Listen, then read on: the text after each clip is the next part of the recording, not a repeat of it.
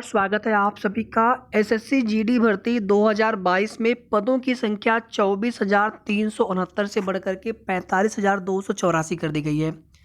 मतलब लगभग इसमें आप देखेंगे तो 20,900 समथिंग पद यहाँ पर बढ़ा दिए गए हैं। वहीं एडेड जूनियर शिक्षक भर्ती में सीट वृद्धि को लेकर के काफ़ी प्रयास किया गया, लेकिन आप देखेंगे कि सीट वृद्धि की जो उम्मीदें थी बिल्कुल भी नहीं है।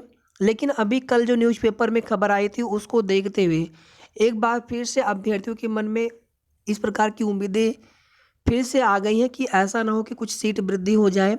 और आप देखेंगे कई डाटा भी वायरल किए जाते हैं कि सीट वृद्धि इतनी हो सकती है या फिर इतनी हो सकती है, जबकि कोई भी अधिकारियों के माध्यम से, वैसे भी आप देखेंगे अधिकारियों के माध्यम से जो कुछ भी जानकारी अभी तक दी गई है कहीं ना कहीं उसमें या तो विरोधाभास होता है या फिर वो जानकारी सही नहीं निकली है। तो इसलिए यहाँ पर कुछ भी नहीं कहा जा सकता है। आगे कुछ अन्य महत्वपूर्ण अपडेट 51,112 प्राथमिक शिक्षक भर्ती यूपी के अंदर और वही यूपी पीएससी व यूपी SSC से आने वाली भर्तियों को लेकर के। वीडियो को आप सभी प्लीज़ लाइक शेयर कर दिया करें। साथ ही साथ अगर आपने अभी तक चैनल को सब्सक्राइब न किया हो तो जरूर सब्सक्राइब कर लें। यहाँ पर आप सभी देख सकते हैं कर्मचारी चयन आयोग ने 30 नवंबर तक मांगे हैं आवेदन। कांस्टेबल राइफलमैन भर्ती में 20,915 पद बढ़े। CGL 2022 Tier 1 परीक्षा 1 दिसंबर से। यहाँ पर अगर आप देखेंगे पहले पदों की संख्या 24,369 थी। SSC GD भर्ती 2022 जिसमें आप देखेंगे central arm police force CAPF और सेक्रेटेरिएट सिक्योरिटी फोर्स, SSM में constable general duty, Assam rifles में राइफलमैन जनरल ड्यूटी तथा नारकोटिक्स कंट्रोल ब्यूरो में सिपाही भर्ती 2022 में 20,915 पद बढ़ा दिए गए हैं। तो अब जो है कुल पदों की संख्या यहाँ पर देखेंगे तो 45,284 हो चुकी है। इस भर्ती में ऑनलाइन एग्जाम होगा, 10वीं पास। इसमें 18 से 23 वर्ष आयु सीमा के अनारक्षित के लिए, बाकी आरक्षित वर्ग के अभ्यर्थियों को नियमानुसार छूट मिलती है, तो वे आवेदन कर सकते हैं। 30 नवंबर लास्ट डेट है। और जो पदों में वृद्धि हुई इसमें आप देखेंगे सर्वाधिक पद बॉर्डर सिक्योरिटी फोर्स में बढ़े हैं। पहले 10,497 पद थे जिसे बढ़ा करके 20,765 कर दिया गया है।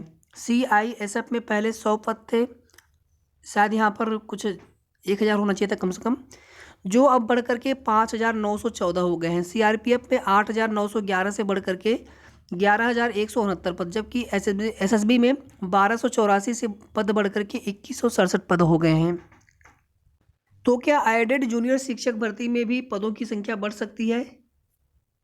ये सब कुछ देखिए गवर्नमेंट के ऊपर निर्भर है। और जो कुछ भी क्वेरी आई थी शासन से आई थी, और उसमें क्वेरीज में आप देखेंगे छात्र अनुपात के मानक पर अटकी भर्ती, ये कल की न्यूज़ है। और इसके बारे में जब PNP सचिव महोदय से या फिर AD बेसिक सर से जानकारी लेने का प्रयास हुआ तो उन्होंने सिर्फ इतना कहा कि 8 से 10 दिन के अंदर अंदर आप सभी का भर्ती का GO आ जाएगा।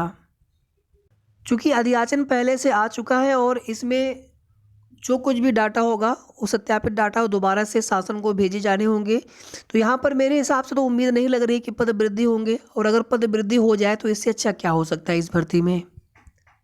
बाकी बहुत सारे अभ्यर्थी जो इस भर्ती में फाइट में नहीं है, मेरिट में नहीं है, कम मेरिट उनकी है या फिर 90-97 पर पास नहीं, क्वालिफाइड नहीं हो पाए थे, वे चाहते हैं कि जल्द एक नई भर्ती का विज्ञापन जारी हो इस भर्ती के बाद, और सभी पदों को जोड़ करके जो भी पद बचे और उन बढ़े हुए पदों को या फिर जो अतिरिक्त पद हैं उन पदों को इन 1894 में न जोड़ा जाए। ये भी आप देखेंगे उनकी तरफ से मांग की जा रही है। सब कुछ सरकार के ऊपर है। आने वाली भर्ती, अभी ये भर्ती पूरी नहीं हो पा रही है, 2 साल हो गए, तो आने वाली भर्ती के बारे में कुछ नहीं कहा जा सकता है। भर्ती आएगी कि कब तक आएगी, कब तक पूरी होगी। फिलहाल में कल 29 नवंबर से शिक्षा निदेशालय प्रयागराज पर अनवरत धरना दिया जाएगा। जो भी प्रयागराज के आसपास के नज़दीक के साथी हो, आप सभी से हमारा विनम्र निवेदन है कि आप लोग इस धरने में ज़रूर पहुंचने का प्रयास करें। और जो भी लखनऊ के हमारे आसपास के साथी हो, आप सभी विनम्र आग्रह है कि आप लोग भी SCERT डायरेक्टर मैम से मिलने का प्रयास करें। अगर आचार संहिता की बात करें तो आचार संहिता में समय लगना है। 10 दिसंबर के बाद आप मान के चलें, 10 तक या 10 के पहले पहले आचार संहिता नहीं लगने वाली है। 10 के बाद जब से भी आचार संहिता लग जाए, 15-16 दिसंबर या फिर इसी के आसपास, 1 दिन 2 दिन 3 दिन आगे पीछे हो सकता है, तो आचार संहिता लगने में समय, फिर भी आचार संहिता से पहले भर्ती का जीओ यहाँ पर अगर आ जाता है तो कम से कम सभी लोग निश्चिंत हो जाएंगे कि भर्ती जो है अब यहाँ पर प्रोसेस शुरू होने जा रही है। और एक बार अगर देरी हुई तो सभी को यही डर सता रहा है कि फिर ऐसा ना हो कि ज़्यादा ही फिर समय लग जाए। इसीलिए कल से अनवरत धरना दिया जाएगा तब तक जब तक कि कोई लिखित या तो नोटिस आ जाए जियो को लेकर कि इस डेट को हम जियो जारी कर देंगे, या तो फिर जियो जब तक आ नहीं जाता तब तक अनवरत धरना चलता रहेगा। तो आप सभी साथियों से निवेदन है, जिनके भी गुणांक देखिए ये तो नहीं बता सकते कि किनका सिलेक्शन हो पाएगा इस भर्ती में। सीटें बहुत कम है, पास अभ्यर्थी ज़्यादा है, इसलिए किसी को नहीं पता है और कट ऑफ बता पाना बहुत मुश्किल होता है। आप ये समझ लीजिएगा कि पॉइंट में जो गुणांक होंगे उस पर जो है सैकड़ों अभ्यर्थियों का फ़र्क पड़ जाएगा। तो कट ऑफ को लेकर के कोई भी चीज़ें श्योरिटी नहीं। बाकी जो अपने स्तर से जिन भी अभ्यर्थियों, जिन भी साथियों को लगता है कि हमारा इस भर्ती में हो जाना है, आप लोग जरूर सहयोग करें, जो भी विशेष करके प्रयागराज व आसपास के जिलों के साथी हैं। बाकी जैसा एडी बेसिक सर ने बोला है कि 8 से 10 दिन में, तो उस हिसाब से दिसंबर के फर्स्ट वीक तक हम लोग मान के चल रहे हैं कि आ जाएगा, लेकिन आ जाए तब उस दिन माना जाएगा कि आ गया है। कुछ यहाँ पर और अपडेट देख लेते हैं। सबसे पहले बात करेंगे 51,112 यूपी पीआरटी में नए बदलाव को लेकर के। जैसा कि आप सभी जानते हैं कि अभी बीएड और बीएसटीसी का मामला सुप्रीम कोर्ट में है, और जब तक ये मामला निस्तारित नहीं हो जाएगा तब तक यूपी के अंदर तो प्राथमिक शिक्षक भर्ती नहीं आने वाली है। बाकी आप देखेंगे कुछ राज्यों में बीएड को प्राथमिक में शामिल किया गया है और कुछ राज्यों में शामिल नहीं किया गया है। जैसे वेस्ट बंगाल में देखेंगे शामिल किया गया है, हिमाचल प्रदेश में शामिल नहीं किया गया है, कहीं पर जो है कोर्ट के अंतिम आदेश के अधीन रखा गया है। लेकिन यूपी के अंदर उम्मीद नहीं लग रही है तब तक प्राथमिक शिक्षक भर्ती की, जब तक कि बीएड वर्सेस बीएसटीसी का मामला सुप्रीम कोर्ट से निस्तारित नहीं हो जाता है। इसी प्रकार से यूपी टेट में भी बीएड का मामला है, तो उसी के आधार पर इलाहाबाद हाई कोर्ट में इस मामले का भी निस्तारण हो जाएगा।